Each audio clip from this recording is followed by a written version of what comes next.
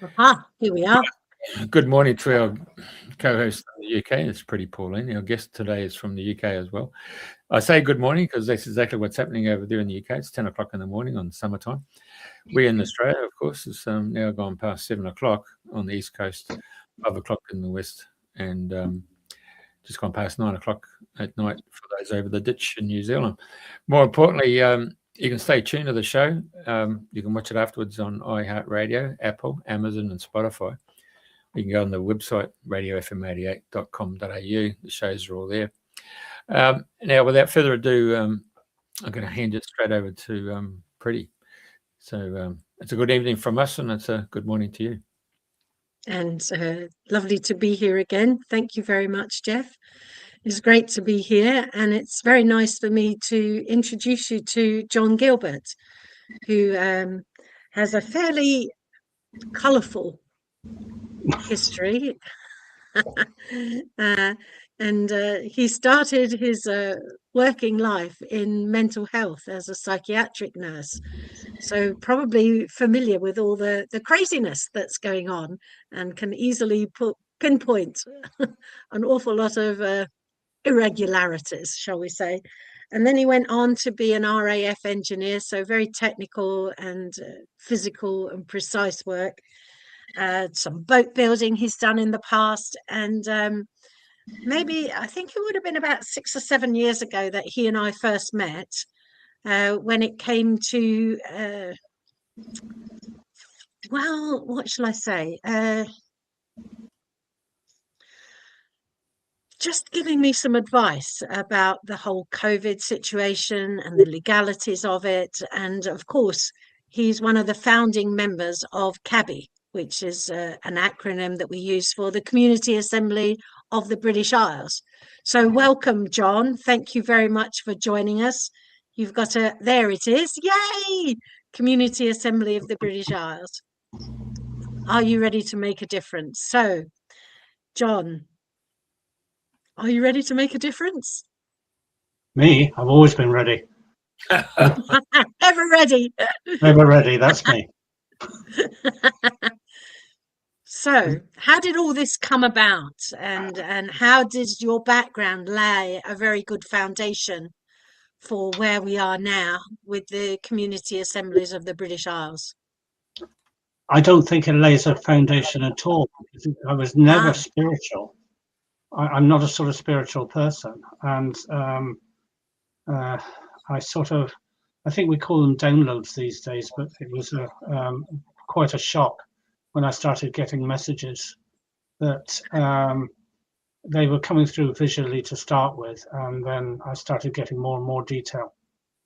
And I was sitting in a meeting one day because we decided to start this community, and we were in a meeting of 9 people, and 2 of them were mediums. They were actually happy mediums, but I've never seen one else before. And then we had 2 were empaths, and it was like, do you know what it's like when before a thunderstorm, you feel all this electricity around you? And we felt that, and messages started coming through as if we were channeling them. And I was sitting there wondering why on earth people were crying and rejoicing and goodness knows what else, because I wasn't getting anything, but I was getting the messages through these people, and that was when I realised, no, I'm not really I'm not really that sort of person at all. I can't channel properly, but somehow I seem to be able to pick up the messages, and so. How we were going to lay out the community assemblies, what we had to get to, but they didn't tell me the structure of it. And when we first started, now this was probably at the beginning, Pauline, when we had the community assemblies were being attacked heavily. So we had a lot of people trying to take us down, trying to stop us progressing. And from that experience, we were then able to work out the system which we've got now, which is doing everything with the power of 3. So to start a community assembly, you have to have 3 people in agreement to be able to do it. Yeah, we've progressed since then, but they took us. We'd gone to 173 community assemblies, and they took us right back to just 4. And you probably remember that time anyway, Pauline, don't you? And it was just about everybody was hitting us. So we've worked our way back up now. We've got 227 in the British Isles now, but we've got others around the world as well. So it's starting to pick up again nicely now, but we could have been way further on had we not received all that other people's opinions saying that we weren't the right people. And time has proven otherwise. We're getting there. Yeah. I think what we're doing now is we've got the right people now. One of the things that we've definitely done is picking up the right people along the way. And this is about sharing. This is not, I don't like the limelight terribly much. And I've got to control my sense of humor sometimes because it gets a little bit out of hand. But the people you know that. The people that we've got coming in now are absolutely fabulous, incredible people. And that is growing virtually every day now. I keep talking to more and more people who are coming in and coming through.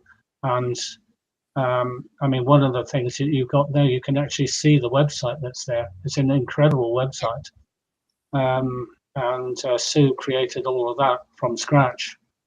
There was no AI or nothing else that came into that. She's done it all herself. And we've got other people at the moment that are very good at writing. Other people that have suddenly caught on to what it is we're trying to do, and they're stepping in. Unfortunately, you know, it's giving me a little bit of a respite. So I'm actually going to get a holiday this year. Oh, holiday on the cheap. Holiday on the cheap. It's costing me £143. Is it in England or abroad? No, it's Bulgaria. Ah, very nice. Very nice. There's a lot going on there. Even in Bulgaria, are there community assemblies being established there as well? Well, we're keeping our fingers crossed. We do know a lot of people in Bulgaria now, and our public health are mentioning this, but one of our constables here who's already trained to be adjudicator as well in the courts is Bulgarian. So I'm not going to mention any names. Okay, fair enough. And when you talk about the concept and the idea of community assemblies seems to be spreading, you've got some other worldwide connections. Is that Australia, Malta, New Zealand? Where else are community assemblies springing up? Canada, America. Just talked to the Bahamas. I think it was St. Lucia. We're just now talking to also to Sudafrika, South Africa. Okay, South Africa. Yeah. So, but there's more people talking. There's more people taking up the ideas. We get a lot of traffic in from Russia and Canada. So if they're reading it, I don't mind. Go ahead and use it. Yeah. All right. And what do you think has spurred this on? I think it was time for change, Pauline. Okay. Yeah. It's we've had it before. People have been trying to set up parallel communities before, but for some reason this time it's nothing to do with me. I just sit here and press the buttons. But there's a lot of people that are taking this up now, and it's really starting to wake up a lot of communities. I think it's give us another 6 months, and I honestly think that we are talking about a tsunami of interest. Right. If I may interrupt, haven't you guys got local council elections today? Oh yes, on Thursday. Yes, we do. Yeah. To be And honest, one of the things, no, I never heard of it. Never heard of it. never heard of it. You got You're 5,000. right. You got 5,000 council elections on in England, Scotland, and Wales today. Yeah, I'll tell you something about those. If people actually vote for those, they're voting in a 30% increase in council tax. So how they're going to get people to vote for that, I've no idea. Well, then And people one of will the move the existing personnel, won't they? Uh-huh. I mean, if you have a look at Italy and Damaha, that community over there, when they moved into that area and then people got attracted to it, they then got into local politics and got to the point that they now run the local council. Yeah, we're not into politics. We want to start something new. We're not interested in the system as it is or changing the system. When the system's broken, you might as well come up with something new and see if that works. So far, that is starting to work. So, yeah, I'd like to give the power back to the people. All right. Okay. And one of the things that you talked to me about some time ago was removing oneself from the electoral register. What was that all about? Right. What they're claiming is that legislation is law, but legislation is only law if it's consented to. How are they finding out whether people are consented to it? And it goes back to 1703. There was a case, Ashby versus White, in 1703, where they actually said, "Oh, have I got that there? Yes, I have. By the common law of England, every commoner hath a right not to be subjected to laws made without their consent." Now, that is all well and good, but a little bit later it actually says, and because laws made without their consent, and because it cannot be given by every individual man in person, by reason of number and confusion, therefore, that power is lodged in their representatives elected by them for that purpose.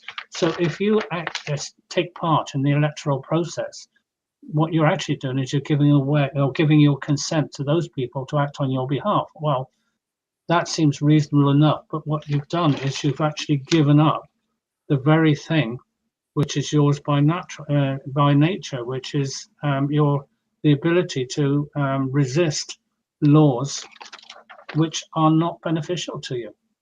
So by taking yourself off the electoral register, you remove yourself from that process. And then what happens is that people who are trying to enforce legislation then have to prove that you consent to that as being law. Now, this is actually true in almost every country. So when you get rid of legislation and go back to law, everything becomes much simpler. They're creating legislation like nobody's business. And they really want people to believe that legislation is law. A silly thing, I know, because we're all subjected to it. There are such things as speeding fines. If you go above a certain speed, going through a certain area, which they've designated, you've got to drive at 20 miles an hour through this area. The problem there is that you get people that are so worried about their speed, they're not driving like this, they're driving like that. They're looking down at their speedometer and they're constantly following the speedometer. Now, at 20 miles an hour, you can travel very, very quickly. You can travel the length of 2 buildings. So if somebody were to walk out into the street at that time, you're going to hit them. You're not paying attention to the road. We think that there shouldn't be, everybody should be bound by natural law to do no harm. So if you do that, then if you're going to do 22 miles an hour, so what? You're going to do 30 miles an hour if it's safe to do it, so what? What they're doing is they're introducing laws and legislation which really to the detriment of the people, not to the benefit of them. So how can you get around that? I don't know.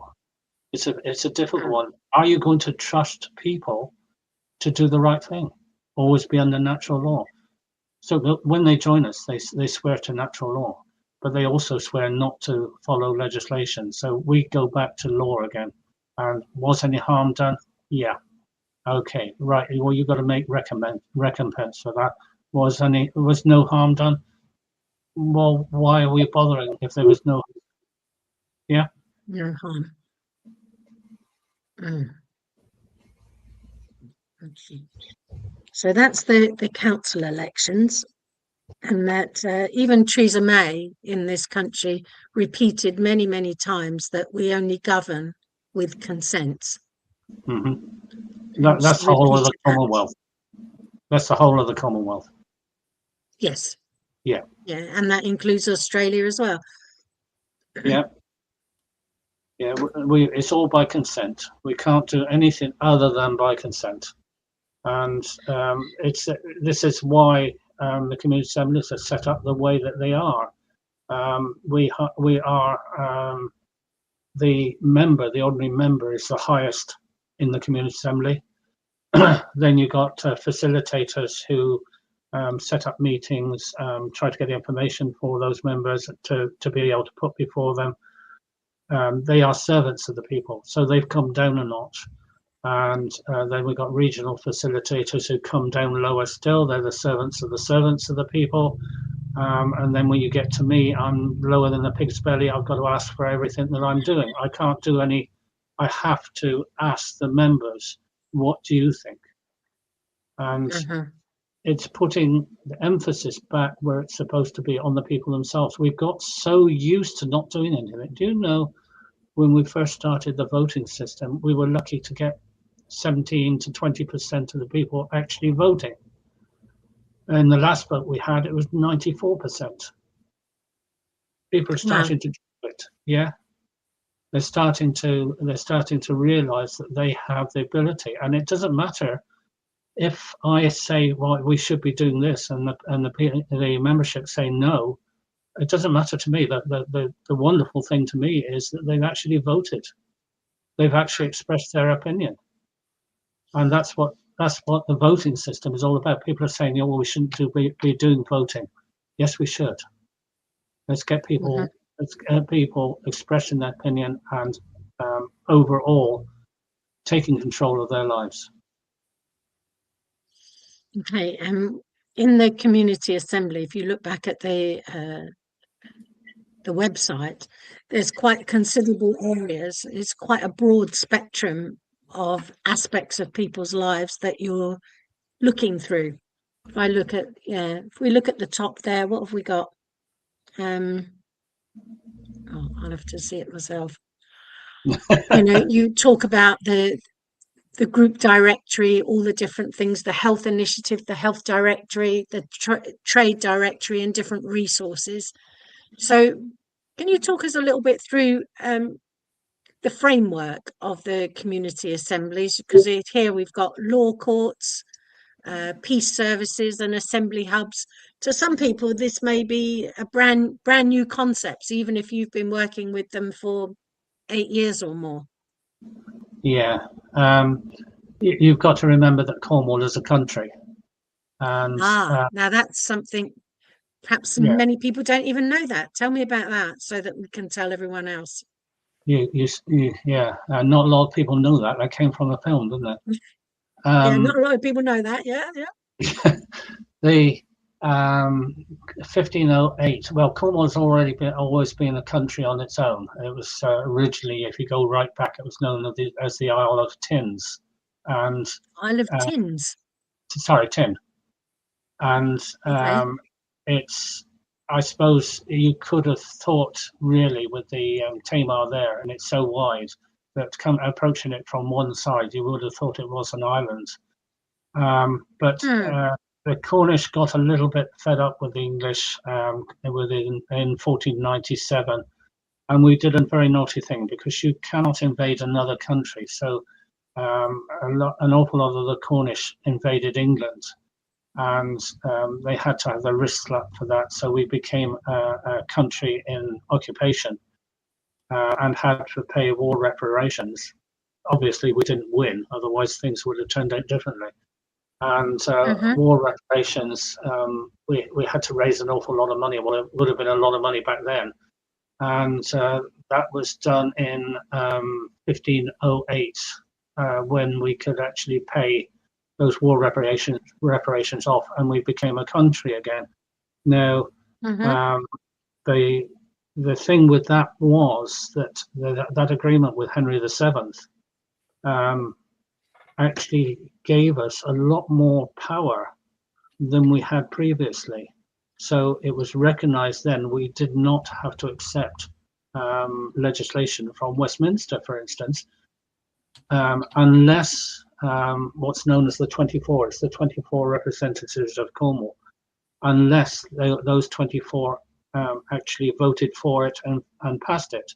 Now, we don't know of any legislation that was voted that way, but it's always a possibility that it did. But we know that from 1753 it couldn't possibly have happened because nothing's been put before the 24 from that date onwards. So it means that Cornwall has a unique position. Now, if you go back to 936 AD, there's something in that date, by the way, 936. 936 AD, Cornwall was very much bigger than it is now. It included Cornwall, Devon, Somerset, and Dorset, and actually it would have included Avon as well, almost certainly. So, and parts of Wiltshire. Now, that means that really there's historical precedence for setting up a community which is of an indigenous people, because you know that all the people in that area are unique in many respects, and even you can hear, I'm definitely a West Country accent there, and they call it a West Country accent. So we registered an indigenous population within Cornwall, Devon, Somerset, and Dorset just over 2 years ago, and that has not been challenged in any way, and they had a year and a day to challenge it. Nobody ever did. So that now has been registered as an indigenous population. So we are allowed now to extend Cornwall into those areas, which means that we can do things like placing a jurisdiction within that area. So jurisdiction actually means that if you go back a long way now to Alfred the Great, a jurisdiction, if you put if as an area you can put 300 people together, as they say, shoulder to shoulder. In other words, you can feel 300 people who can help with the defense of the realm. So we now get certain privileges, and one of those is jurisdiction. We can claim our own jurisdiction. We can have our own constables. We can have our own courts. This sort of thing. So it does allow us certain things. So we've got now Devon, which is very, very close to having its own jurisdiction. It's maybe only a couple of weeks away from having enough people to have its own courts and have its own. Well, they're not actually judges. We call them judicators, because the courts are actually run by the courts are actually run by the people. It's the jury. You can have a jury between 13 people, and let's say between 13 and 22. That's not quite right, because it's always going to be an odd number. So it'd be 13, inclusive of 13 and 21 people to form the jury. So we're taking it all the way back to where it was before, and the court, the jury actually runs the whole court. The jury can stop, and it's sui juris as well, because the people come and represent themselves, and they are questioned by the jury, and they give their own accounts of what's happened. So it's a different system in a way, but it puts the power back to the people. There's no control over this again. So a adjudicator is only there to make sure that the people are following reasonable guidelines. They're not people are not getting bullied. Also, it's known as court-ounder, which is court of fairness. So if you've got someone who's not terribly eloquent, non-Cornish, I'm Cornish, I can speak for Cornwall, and if you've got somebody who's not terribly eloquent, the adjudicator can come in and help that person to put their point of view across, and then the jury can then come ask more questions. So the adjudicator has to be almost an arbitrator, and it's bringing back fairness into the courts. It's not saying you've got to do this or you've got to do that. It's saying, did you do any harm? Can you make amends? What would the person who's been harmed, what would they accept as being a reasonable settlement? I don't mean money. It could be that somebody's getting help. It doesn't need to be money. So all of this is starting to come about now, and Devon is about to hit that mark there. Somerset is working hard to get there. Dorset is pulling up their skirts and running with it. So as that comes into play, so then we're looking to other areas of the British Isles, because Yorkshire's an example of this. Why is it Yorkshire not counted as a country of its own? I mean, it's got 7.6 million people. Yeah. Scotland's 7.2, yet Scotland as a country is considered a country, and Yorkshire isn't. And Yorkshire's got a very unique people there as well. So we have to look at all these things. Yorkshire should be able to do the same and register itself as its own territory. So it will be maybe a whole new landscape, a whole new way of looking at the British Isles is what's on the cards from what you've said. Yes, give people their rights to do what they want to do, and it will even out. It will all even out. I control absolutely nothing. All I'm doing is collecting the information with other people, and we're putting it into that wonderful the website that we have there. It's overpowering almost in the amount of information that we've collected, and we've got an awful lot more as well. I mean, a lot of historical documents have come our way as well. We've had a lot of people helping us. We've had a lot of people in the background helping us, but there are people now that are joining us who are well and truly on a path to putting the power back to the people again. Right. So history is really laying the foundations of living in a new way. Because is that because we've just deviated from it, or because there's just so much legislation no one could possibly be a law-abiding person anymore? No one can be, not with the amount of legislation. Legislation is a horror. You've got legislation for everything. I mean, if you sneeze, there's probably a legislation to cover it. Well, there is now. You've got to wear a mask, haven't you? Legislation is the death of democracy. We need to go back to law. Okay, well, that's a pretty powerful message to send to people. Well, we've become masters of limitation, haven't we, John? Yeah, I grew up with it. If we can find a way. The Aurora. Carry on, Jeff. Yeah, carry on. You go. The Aurora Network. How does that runs alongside all the other networks that you've got going on? How did that come to pass? Because I'm so rubbish at trying to discern, the spiritual side of things. I needed people to help me do that. And yeah, we've got some very, very high, you would call them high frequency people, I think, but we've got some very, very knowledgeable and spiritual people, and we are founded on part of what we do. Well, half of what we do is spiritual anyway, and we need those people. So it was really a loose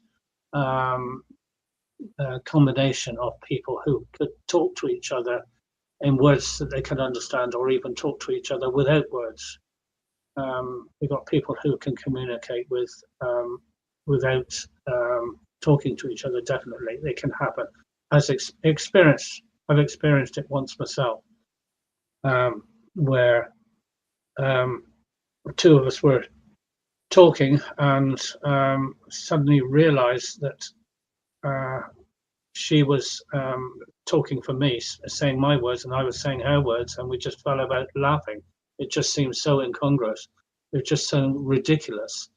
But that's what it is. It's not. There's no joining the Aurora Network. You just are a part of it. You fall into it. So people will work spiritually as well.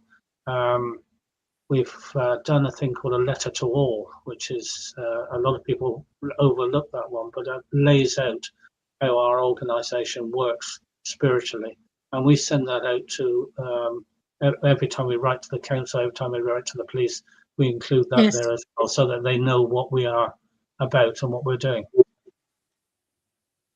So you are navigating and merging the spiritual and the physical and non-physical. Yes. Is that a fair assessment? That's absolutely spot on. It's better than I could put it, Pauline. It sounds like you're going back to the Druid days before the Romans invaded England. Yeah, it was, the Druids were actually a very spiritual, very kindly people. Things operated a little bit differently back then. And it's where the name Merlin came from as well. We think of Merlin as a bloke with a white beard that lived in a cave. And Merlin actually was a person a man, because it was back in those days, the women ran things. Well, why not? We didn't have any wars back then, did we? And the Merlins went out as entertainers, and they picked up information as they were going around, and they would come back and bring that information back, so that we had good governance. So things were different. Things were very much more civilized back then. Even down in Cornwall, when people were from Greece were coming to Cornwall, obviously for the tin, during the Bronze Age and this sort of thing. Cornwall was known as a very civilized country, but we still carried on the same things we were. We didn't have really the king. If we had a king, there's no record of being a king as far as I can see, but if we had one, that person would be a servant of the people. It was all for the people.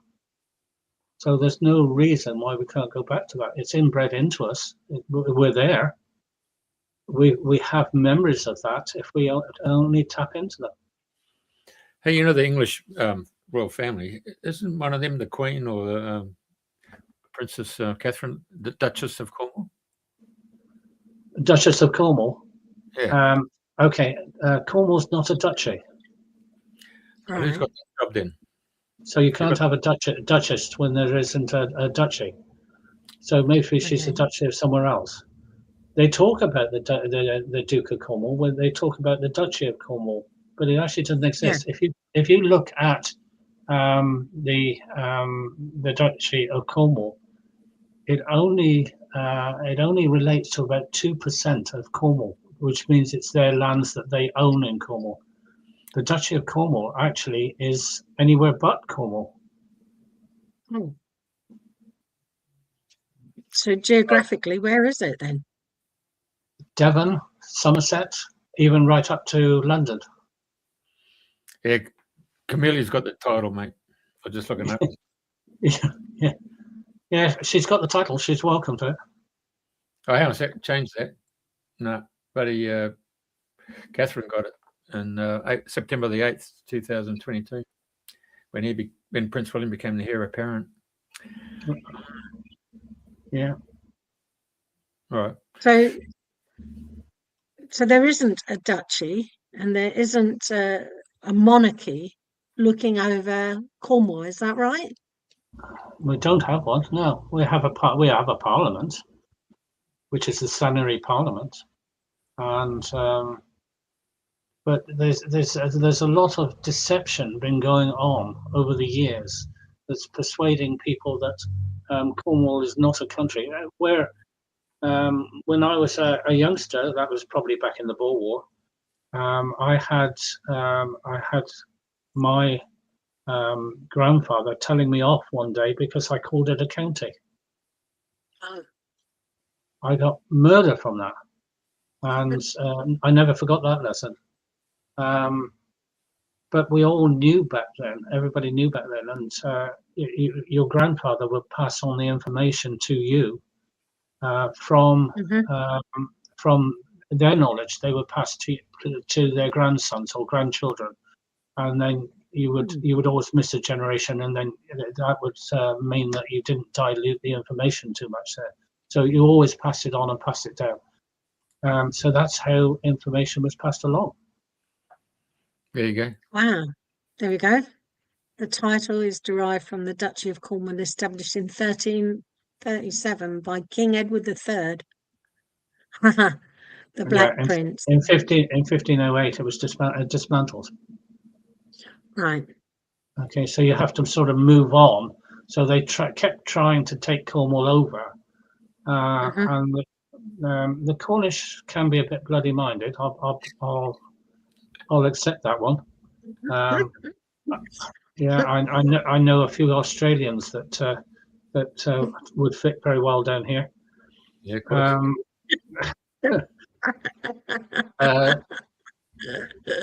Yeah, mate.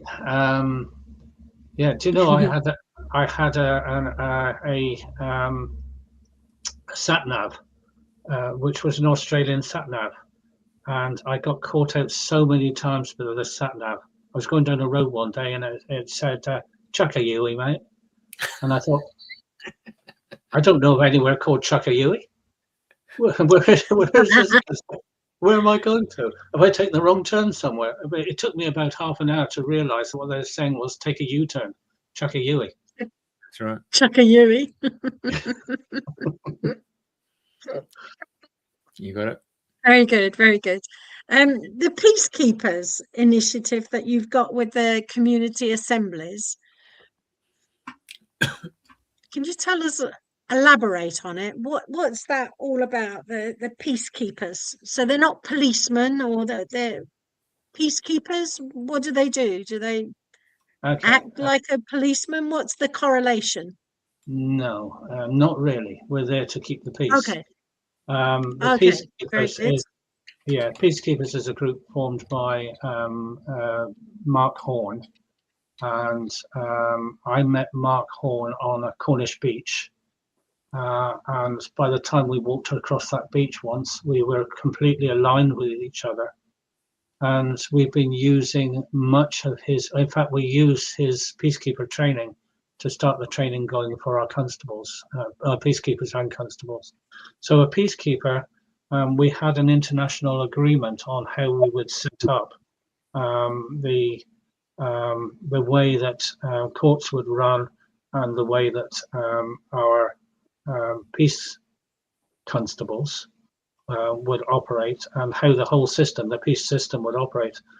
So that was done right in the very early days, and so we the thing with it is that it doesn't matter what country you go to, the system would be the same. So a peacekeeper would be the equivalent of a deputy sheriff, and a constable is our equivalent of a sheriff. And much to my dislike, of course, We couldn't call ourselves sheriffs because I would have liked a tin star, a Stetson hat, and a couple of 6 guns. I could have done wonders with that sort of thing, you know. But I got to be a constable, unfortunately. Yeah, you do what you like. It'd be great. I'd love to see you in a Stetson and a tin badge. You know, sheriff comes to town. Sheriff John Gilbert. Here we are. Let's go for it. You can dress up. The Americans have stayed that way. I did one day, and then I decided not to be a cowboy because there was cowboys and Indians, and it did say Indians. Everybody was going to cowboys, so I borrowed this. I borrowed my wife's bolero and the bolero top, and then we had she had a skirt which I cut down the side and a couple of flip flops, and I managed to get a feather from somewhere, so I went as an Indian and got best prize. Never want to stay around with the rest of the crowd. And what would you say was the principle that the peacekeepers operate under? Is that the same as what you were talking about? Do no harm, and make reparation if harm has been done. Peacekeeping. Why take them to court when you can solve a problem? And if sometimes it just takes somebody to stand between two people and say, okay, let's work this out. So the first line of defense is the peacekeeper. They're the ones that deal mainly with the public and sort out problems. And if they can't solve that problem, then they go to the constables, because the constables will be the equivalent of the sheriff, and they will go in then and try to make sure that there is a resolution there. And if there is absolutely no resolution, then they will need to call a court, and the constables call the court. And very often the constables are also adjudicators, so they will run the court as well. But we've only used it in the 4 years that we've been doing this. We've only used the courts twice. Okay. I think that's a pretty good record of keeping the peace, to be honest with you. And just as an example, choose one of them. What was that about? Well, actually, it was nothing to do with our people. Yeah. This was to do with 3 councillors who were acting fraudulently, and nobody was taking them to task over it, and we took them to task over it, and they were sacked. There was also one, on one case, there was a company who was literally defrauding people all over the place. Not to go into too deep a detail on it, but they were making a fortune over it. Funnily enough, those 3 councillors were also involved in that as well, but it turned out to be two court cases, and the company was closed down. So we did get a result over it, and but we're not trying to fight the police. The police have a job to do, and if they stick to their job, then everything is fine. We're happy to let them keep the law intact, but what's happening is that they're not going by the law; they're going by legislation, and this is the problem that they've got. We have an agreement down here in Cornwall, and it actually works extremely well. But every now and again, you get one group of police coming in who are rogues, and they shouldn't be down here. So we still have some problems down here, but bit by bit, we keep the police informed of what's going on within the community assemblies, because not consenting to legislation, of course, there can be a little bit of conflict between the two. So by working together, no problems. We were down where were we? Cambourne, and there was 4 of us walking the streets down in Cambourne, and just introducing ourselves to the local people. And yeah, I know where it is.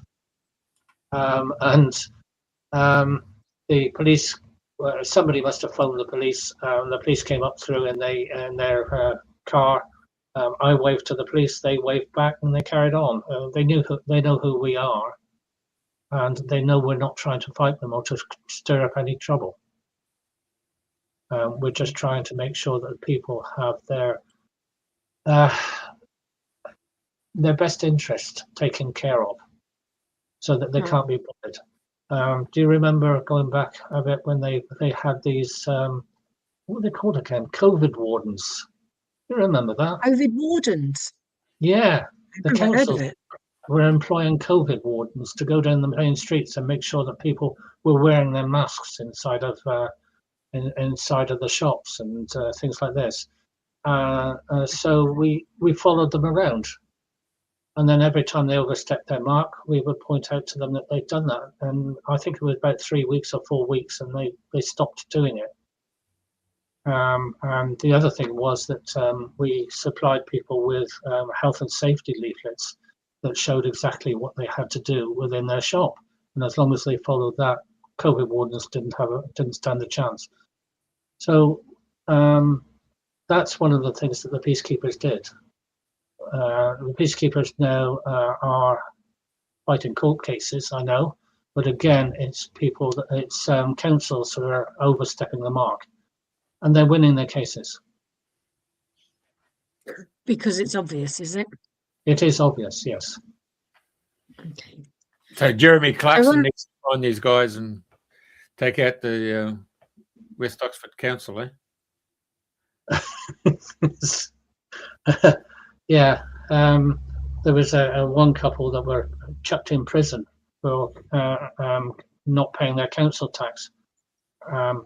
You've got to consent to pay council tax, but they chucked them into prison. Really and truthfully, the police raided. I think it was 3 o'clock in the morning that they raided their house. And they're going to have to answer for it at some point. And there are things in there. I got somebody who's knocking on the door now. Can you take over for a few minutes? Sure. Okay. Yeah.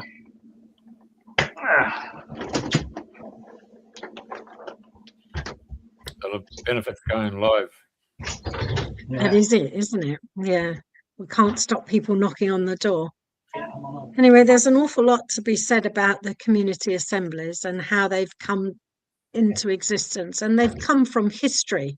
They've come from things that were fair in the past, and that now we've just bombarded with so much legislation that you don't know if, I think the expression in engineering is, you don't know if you're punch drawn or countersunk, something to do with screws, but you're being screwed whatever it is. Right. So there is a lot to be said about the jurisdiction. I wanted to ask John about that he talks about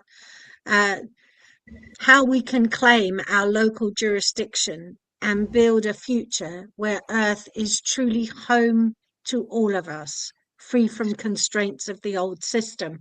So how do we claim our local jurisdiction? It seems that Cornwall is in a unique position to be able to claim it because of historical facts of King Henry and those sorts of things. But for us, perhaps for other people, how would they go about claiming their local jurisdiction? And then we start to build from that for ourselves in local communities. Well, it's historical facts in Cornwall. It's probably hysterical facts everywhere else. The way to claiming jurisdiction is to go back far enough where you've got this 300, where you put these 300 people together. So if you've got 300 people, you can't do it on the internet. It won't work. Right. You've got to have 300 people standing shoulder to shoulder, going to meetings and deciding on their future that way. When you can do that, then you can claim your right to jurisdiction. That jurisdiction has never been removed. It's just been buried. So you can, and that's being taken up all over the world now. People are starting to take that up at 300. Actually, it's 300, 600, because at 600 you can claim the right to your own territory. So you can be a territory within a country. This is a right which has never been taken away from us. We're allowed to do it. The getting those 300 people together doesn't sound very much, because we're used to the internet, aren't we? You know, there's 53,000 people on there, you know, all looking at their site. That wouldn't work at all. We've got to have 300 people committed to running their community assemblies, running their local governance, combining their knowledge together. We've got a lot of people who are very, very talented people, incredibly talented people. When we talk about the meek shall inherit the earth, yeah, this is definitely, these people definitely deserve to inherit the earth, because they don't want anything for themselves. So getting 300 people like that is very difficult to do. It's not an easy task. Devon is 30 people off now. Right. Yeah, so they're very close to it. Somerset is working ways of doing it at the moment, and they are gradually growing that way. Dorset is coming on. Dorset is, there has been a group, there's been a sudden surge just recently, because there's been another group which has joined themselves into the assemblies in Dorset, and we've asked some of our facilitators to step down to allow their people to come in, so that we can form different groups. But there's these people that we're talking about now in the community assemblies, not me, these other people. There's no ego there whatsoever. They will always find a way around something, and I've got the greatest admiration for all of these people. They're doing wonderful work, and that's how they can claim their jurisdiction. Of course, they can claim it that way. They have to remember to leave their own jurisdiction. We've also got a trust which people can use as well, and that trust was put together by one bloke in Australia and a couple of blokes in New Zealand. So the Anzacs came together and they've produced a trust which is known as the Creator's Trust, because a settler or grantor, whatever you're going to call the chief trustee, is God. It's the Creator. Right. And there's evidence for it. I mean, they went right through the Bible and they picked out all the evidence for it, that God should be the grantor of every private trust. Now, it's been tried, it's been tested.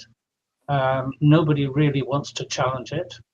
And it's something that we can give away, virtually give away. We ask for a £10 donation, that's it, for a private trust, and it's all done for people. So we can offer things like that. But I just want people to come in with their hearts open. And if they come in with their hearts open, that's different, because we've got the right people doing everything then. So if we have a mixture of people that just want things for themselves, no, that's not going to work for us. We've got to have people. You can't give anything away. I mean, if I try to give you money, it's going to come back in again. And there's an expression down here in Cornwall that the tide don't go out but comes back in again. If you try to give things away, it always comes back to you in one way or another. So if we've got people that just want to do that, just want to actually, I'm going to just, right. I had a light on here because the sun was shining through so strong. If you've got people that are helping others, constantly helping others, and some of them are wearing themselves out sometimes, people who are constantly helping others, then what they get back is they get back tenfold. I don't say in money, but what they get back is tenfold. And yeah, we've got so many people like that. You know, I might be on the phone at 7 o'clock in the morning, trying to shave at the same time. Okay. But yeah, so we've got lots of people that are talking, going to meetings. I've got to go up and do a wedding. I think it's in July. Not my wedding. No one would have me. Oh, tears? No. Stop it. Stop it. Yeah, I'm not going to get any sympathy from Jeff, that's for sure. What's your expression? Is it "I do, yes, dear"? Isn't that the whole concept of marriage from Jeff? I do, yeah. I do, yes, dear. Yeah, I'll remember that one. Yeah, it's very good. I remember it too. John, is there something particular about the number 300? No, maybe you've said it and I've missed it. I haven't picked up on it. No, it wasn't. It was just 300 was considered a reasonable number of people in a county, in order to, or a county or an area of the British Isles, which we didn't really have counties back then.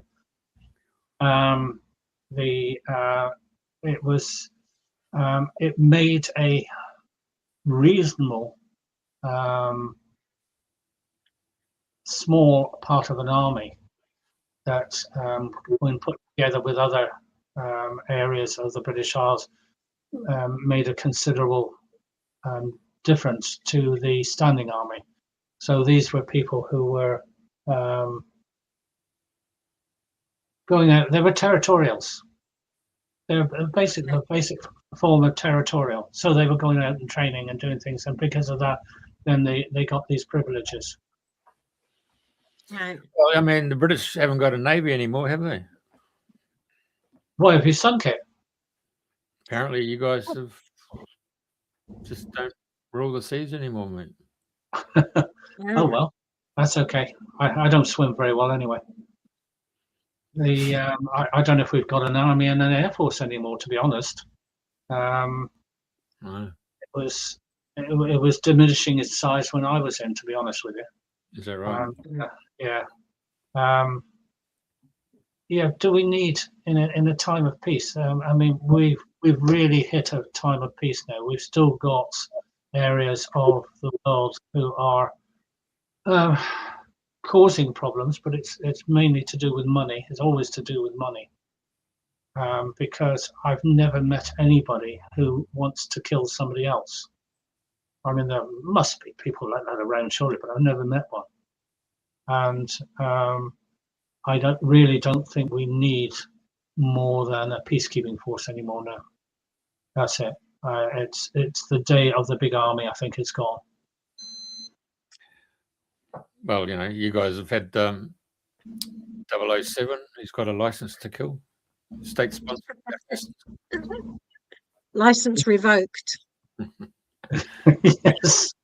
Every state's got them. Every country's got them. State-sponsored actors who do their job. Yeah, I think that's the old system that's slowly disintegrating. I really don't think that system's going to last too long, but we don't want it to go down too quickly. Because if we actually didn't leave the system to get onto it to its own devices, if we tried to bring it down quickly, we would do a lot of harm to a lot of people.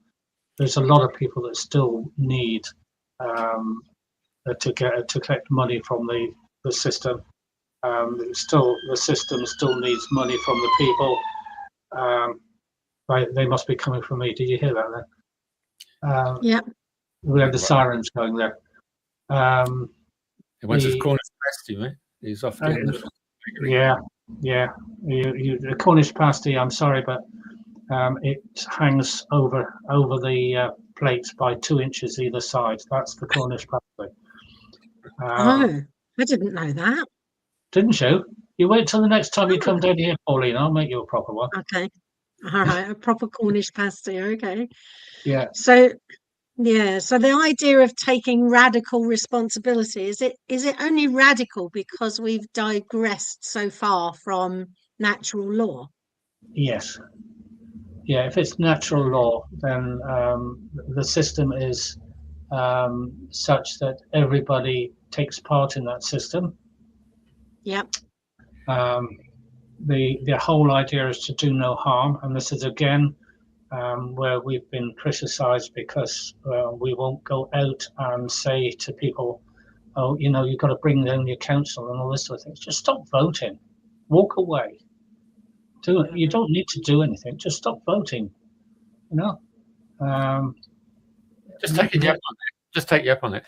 When you said before, don't vote for the council, but you actually mentioned that you actually give the representatives consent, and if they've got all these other people who have gone and voted, you haven't voted, but other members of your parish, of your county have, then you've tacitly given these representatives to go to legislation against it. No. The people that vote for them have given them their consent. The people who don't vote for them haven't. Nobody wants their name on the actual on the vote. They just go and tick, tick, tick, put it in the box. So you don't really know who's actually voted it. No. Most of them have no idea who they're voting for. Well, in Australia, you go there to the registry roll and you step up to the polling booth, and the electoral officer rules your name out on the book to show that you've actually voted. I mean, although in Australia here, it's you have to vote. By law, you have to vote here in Australia. You're supposed to here because they're supposed to be able to fine you if you don't vote. But there again, we don't vote, and we don't pay the fine either. Right. I mean, other people go and put Mickey Mouse and Donald Duck and other names on the voting form. Yeah. Tea leaf. Yeah, I know them all. Yeah, good. Now, just ask you a really left field question then. You know, the whole society that we've been born and bred to live in, and that's, you know, when you do lose a job, you know, you're going to get some remuneration there to keep you living in sustenance. You know, if you put money into the pot, by the time you retire, you're going to get a pension for that, and then you might get a housing flat if you got to a point where you're really, really flat out.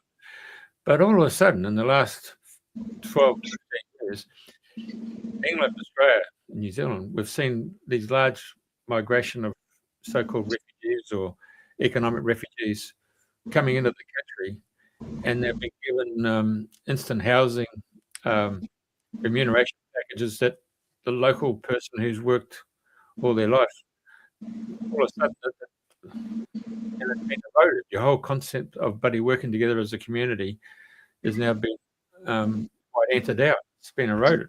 So how is that going in Cornwall? I mean, I've heard of the government going to hotels there in Cornwall and say we want to have these there to take it up and we'll pay you. And I've heard some of the hoteliers said, no, we're not taking them on because we've got our existing clientele who come here for holidays.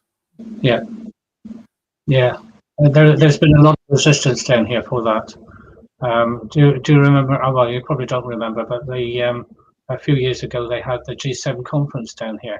At the G7 conference, they brought thousands of police, armed police, and military down here to guard one hotel. What on earth were they doing? Do they trust us so little that they think that the whole of Cornwall is going to rise up and take out this one hotel?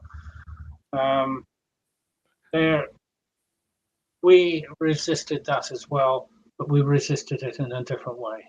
The local people were taking pasties up to the soldiers and treating them to cream teas and things like this. It was very easy. I mean, they were still fat and full at the end of it. They couldn't move. So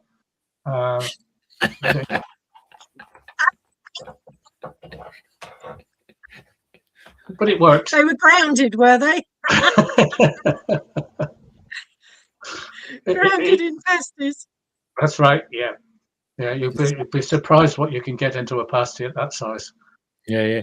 It's a shame they never sent the Glen Eagles Hotel down there in outside by Torquay, where the boys from John Cleese and Bill Oddie and Graham Chapman and all them, Michael Palin turned up at that hotel, which became the birthplace of Fawlty Towers. They should have put it. Oh, yes. Very British, very, very British. Yeah, we don't really take much on down here, to be honest with you. We've got our own way of doing things, and it's just a matter of, at the moment, we're no different to anybody else in the British Isles. The whole of the British Isles used to be very much the same way at one time.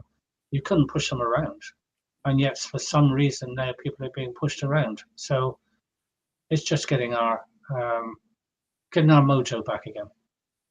Well, we've seen that with Jeremy Clarkson and his farm and what's going on there. I mean, it's shown right in front of everybody around the world how farmers, the lifeblood of any community, have just been segregated to the point that, I mean, in Australia here, a lot of farmers stop themselves off. Yeah. It's not a very pretty sight. And now the ones who actually create, they produce. That's the best thing. And when you start hammering the people who actually produce to the point that anybody who's got an academic sort of lifestyle who says, oh, you got to do that and do that, it's just terrible. It's terrible. But I have to say, there is some light in the end of the tunnel, mate. There's some light. Yeah. I've been working with Mr. Grok. That's Mr. Yes. AI Grok. Yeah. And of course, it's got a bit of a bent there towards engineering. You can ask a lot of engineering questions and stuff like that, electrical stuff. You can talk about nuclear power. You can talk about a lot of things. Most important subject. I brought up the subject that on my walk in the morning, I met a teacher. She teaches grade 12, which is probably your last year high school in your place. 16-year-olds. Yeah, exactly right. She failed 5 of her students on their paper because it was all AI driven. Yeah. I said, how did you know it was AI driven? Oh, we've got another software program that tells us it's AI driven. I said, is that right? So anyway, I took it to Grocky and I said, this is going to be interesting. People, if the kids are doing that, why do they have to go and do a university degree and spend 120,000 or whatever it is for a 4-year university? He said, you're right. He said, they can get their answers within 10 seconds. They don't have to go 4 years and do it. And so Grocky told me that the elimination of academic souls, and particularly in universities, is just going to be the gravitation pull. It's going to really pull from within, and they have to really think, and there have to be short-term courses. These really long STEM courses, photographers, musicians, anyone in promotion, marketing, and advertising, those jobs are all going to go. And it's going to be very quick with this AI. It's just unbelievable. Yeah. Wow. So once that class of public servants is taken out of the equation, we might get back to where you're coming from, John. And so, the universe provides another solution, and it's been growing from the roots up. So I take my hat off to you, John, and your group of spiritual people who've come together and networked and put this all together. It's just not the UK. We've got people in Australia and New Zealand who have met, who are really into it. Yeah. We have our own AI. Yeah. It's someone up there. He sits up there and looks down on us and makes sure that we do things right. It's definitely a man, is it? No, actually, no. It's neither male nor female. Androgynous. Fantastic. Yes. Yeah. So really what you're saying, Jeff, is that David Edelman was on the show some time back, and he has a very good definition of academic, of no practical value, of no practical use. So we're going to go back from what you're saying. If you take out all the thinking about things, the academics of it, we'll get back to grassroots. We'll get back to being practical, digging the land, doing practical things. Well, that's what AI said. And The jobs will yeah, be tradies, farmers. yeah, So even people involved in the medical fraternity, they can be robots. yeah, yeah. Because there's all this remedy does that X, Y, and Z, and it's an equation. 100%. You can see that on Star Trek with the bloody tricorders back in the 60s, to the point we have that in our little hands now with a bloody mobile phone with apps on it. Yeah. Yeah, we there go. was, So Back to the Future. Well, we're really there was one where a hologram was the Doctor, wasn't it? Yeah. Exactly. Hey, a couple of weeks ago, I went into Brisbane. I went to a holographic display of the Giza Plateau with the pyramids. And yeah, you went for 48 minutes, and it cost about $1 a minute, but you put on the big full headset with surround sound system, and you have to sign all these waivers for bloody loss of balance, dizziness, just peripheral vision is completely different. And so they do it in 20-minute increments, but there's little batches go off. So my batch was the last 3. It was a husband and wife. You put it on. They say, "Can you see your the cohorts?" You see them as a white ghost with a hula hoop around their waist, so you know that you're going to get close to them. And then when you come into a wall or a pillar, it's got like the concrete mesh. So it's like a mesh thing, and it's red, and it tells you you're coming close to it. And sure enough, you put it on, and then you step, and you got these little arrows, and you got footprints, and you go to the pliff, and then the holographic guide turns up. She starts giving you the educational tour of the pyramids, and then she asks you to turn right, so you walk, and you've got to go within the blue alignment. Next second, they vibrate, they levitate, they take you up to the 8th row of pyramids, and then you step inside, and then you go up through the great gallery on a vibrating slab, and then when you get to the king's chamber, she said, "Well, you got to shift yourself through to get into the king's chamber." So the husband and wife team, they're following the guide, crouching down and going under. And I'm thinking, that's a good. It's just a hologram. Walk straight through. I tell you, it is the most impressive. I am telling you now, it is the most impressive. 360 degrees. You see the whole perspective. Takes you up onto the top of the pyramid. You can see the desert. You can see the Nile. You can see the whole Cairo. You can see the other. It is a fantastic educational. If it ever comes out to the UK, I'm seriously recommending as an education tool. It's just unbelievable. And you come back out, and you get a tap on the shoulder, and you've got to, well, what's going on here? Because you haven't seen that person, because they haven't got a headset on. It's the actual person saying, "You're finished now. You can take the headset off." And as you walk away, you think, "Christ, are we in a bloody simulation as well? Are we living in a simulation?" It's a real does your head in, mate, I tell you. Anyway, sounds like fun. I digress, but I had listened to John, so I'm just saying. Very good digression. A simulation within a simulation. Yeah, well, that's in Leonardo DiCaprio, isn't it? In Inception. They went through 4 different dream states to get the guy a message from. So when he came into the waking world, he would change his tune on a certain project. But we're talking about AI and the effects it's going to have on our communities, both local and countrywide and globally. So I think John is at the cusp of engineering the fact that when it decays and it's going to self-implode, it's going to go into a black hole. There's going to be a lot of people who are going to be in the legal fraternity. You name every sub-industry is going to be really taken out, and it has to be coming back to the land. It's really where it's heading. Back to the land. Or back to something practical anyway. AI isn't going to be all that it's made out to be. There is a problem in that AI is originally programmed by people, and those people knew that they were going to be made redundant So there's an awful lot of AI programming that should never have been in there, but they messed it up something rotten. And so what they've done now is they're fixing AI by using AI. Yeah, that's right. And all the mistakes are in there, and they're getting doubled up on there. So they have a little bit of a problem.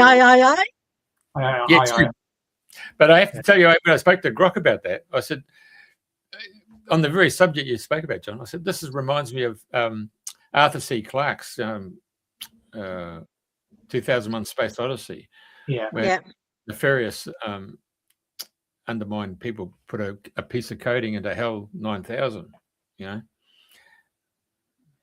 so it caused that major problem with the that particular product going out to Jupiter. So there's a lot to be said there, John, but watch the space. If everything is done in fairness and everything is done as according to the natural law or God's law, then we would be all right. We wouldn't have a problem.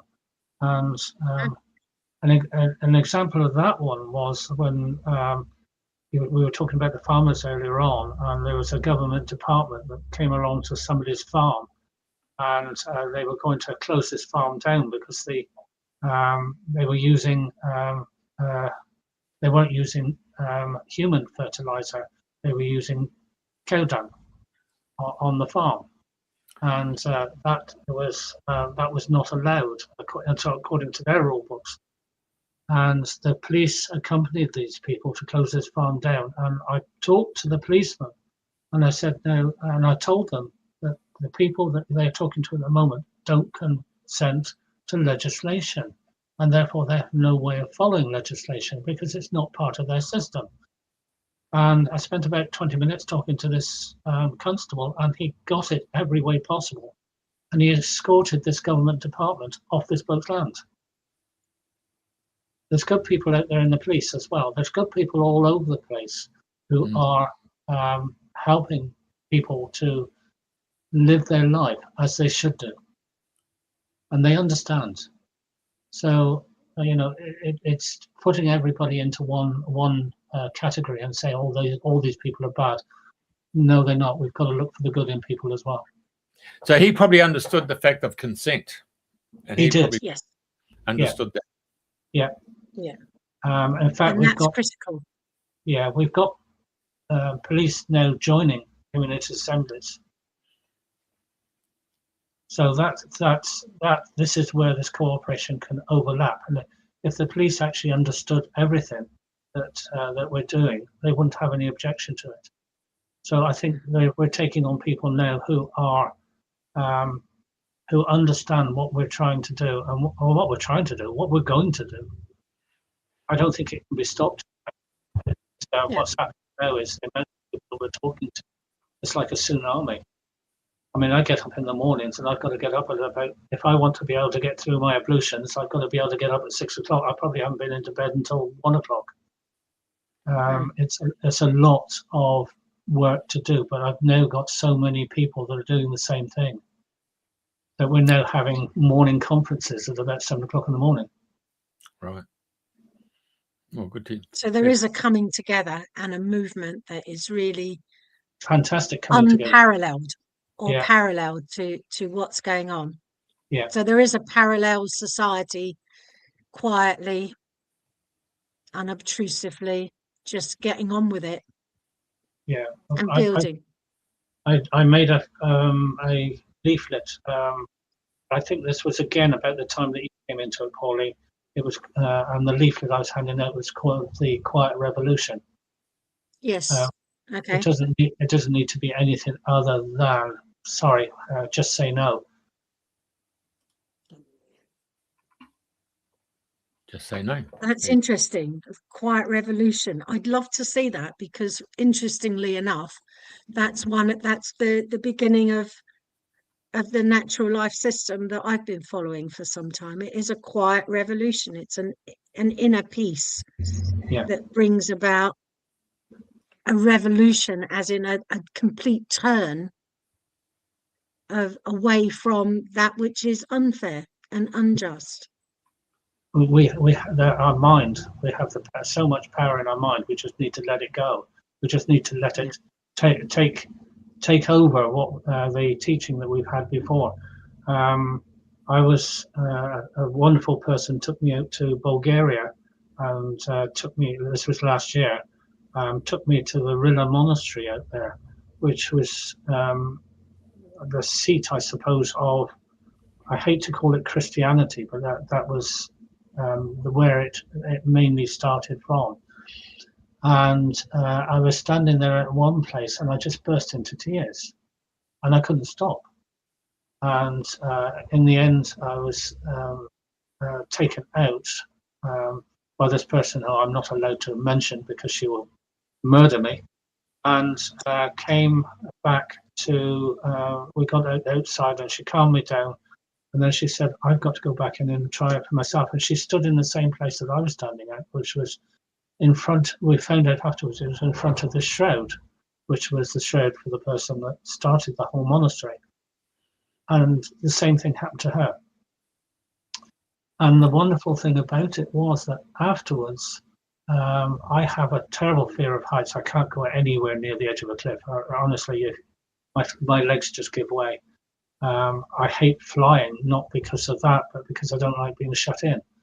And there's a lot of sort of bits and pieces that I had that I couldn't shake.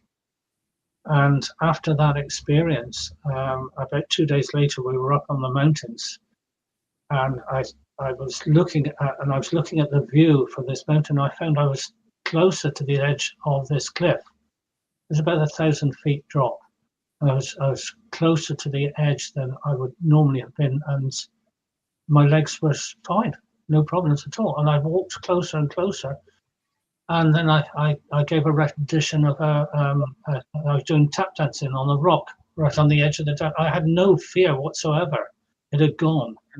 And on the flight home, exactly the same thing happened. I had no fear at all, and I don't think I've experienced fear since. And this is what holds us back, is fear.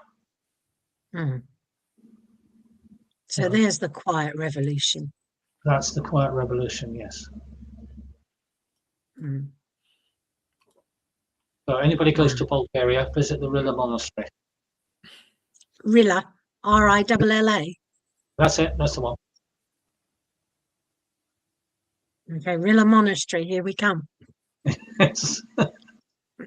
Yeah, Jeff's going to have a problem, but okay, we'll throw a lifeline out to it. I'll just go astral travel, check it out. Astral travel, okay, yeah. Very good. Astral travel will do the job.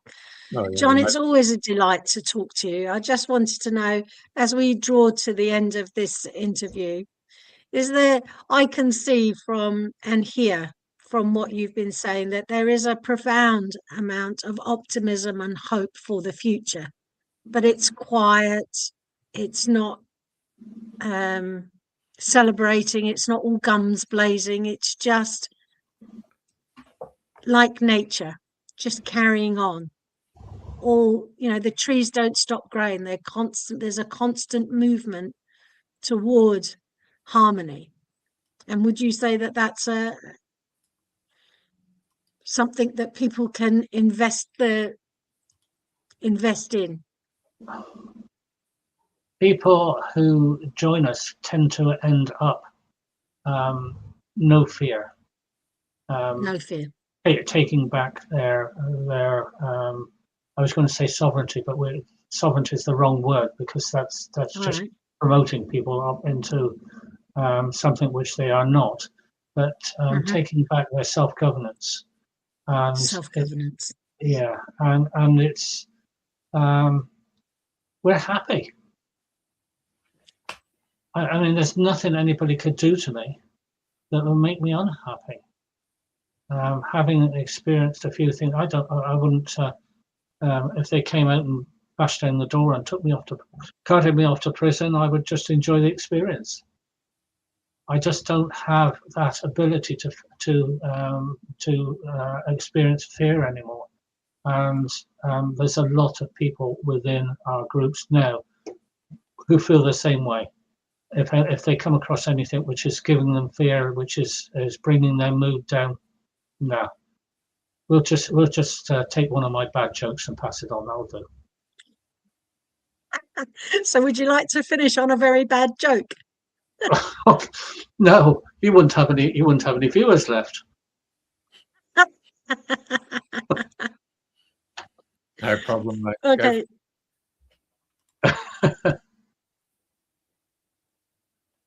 Is that it? Okay. No?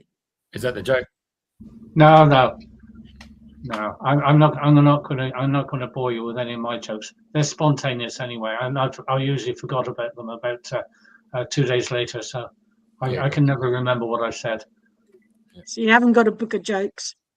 No. So there's a great to listen to you, John. I feel so delighted to have joined CABI. You make so much sense to me. Very good. Well, that's not a joke, but that's and I want to do more for our community. I'm a facilitator on Portland. Do you know where Portland is? I think that was for you, Jeff. Dorset. So the momentum is there, momentum's building, and well done for you for grounding it without being too etheric and spiritual. But people who do work and put everything in place, the engineers are essential.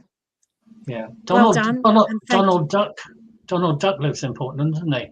That's why they call it Portland Bill. Righto, jolly good. Now you've got your bad joke. Very bad joke, yeah.